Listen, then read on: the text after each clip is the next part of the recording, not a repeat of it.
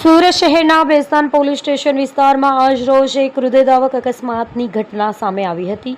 Moped પર સવાર થઈ પરિવાર સાથે ડિંડોલી આવાસ તરફ પરત ફરી રહેલા રૂકસાન ઇમરાન સૈયદ ઉંમર વર્ષ 22 અને તેમની માસૂમ પુત્રી જેનમ ઉંમર વર્ષ 3 બેસ્તાન બ્રિજ પરથી પસાર થઈ રહ્યા હતા। તે દરમિયાન પાછળથી પૂરપાટ ઝડપે અને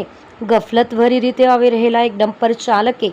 મોપેડને જોરદાર ટક્કર મારી હતી। આ ગંભીર અકસ્માતમાં 22 વર્ષીય માતા અને 3 વર્ષની બાળકી ડમ્પરના ટાયર નીચે કચડાઈ જતા બંનેના ઘટના સ્થળે જ કરુણ મોત નીપજ્યા હતા। જે બાબતે બેસ્તાન પોલીસ સ્ટેશન ખાતે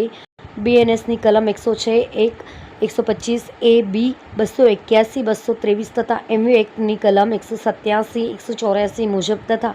જીપી એક્ટની કલમ 131 મુજબનો ગુનો દાખલ કરવામાં આવે છે। સદર ઘટનાની ગંભીરતાને ધ્યાને લઈ પોલીસ કમિશનર સાહેબ શ્રી સુરત શહેર તથા અધિક પોલીસ કમિશનર સાહેબ શ્રી સેક્ટર 2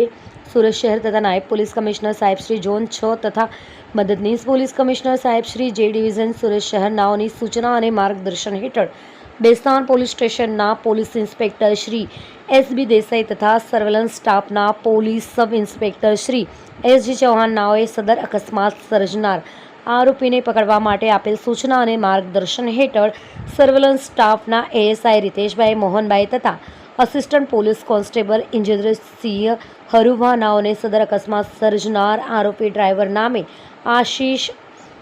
પ્રેમશંકર દુબે ઉંમર વર્ષ 32 ધંધો ડ્રાઇવિંગ રહે પ્લોટ નંબર 287 લક્ષ્મણનગર આસપાસ દાદા મંદિરની પાસે ગોળાદરા સુરત શહેર નાને પકડી પાડી પ્રશંસનીય કામગીરી કરેલ છે।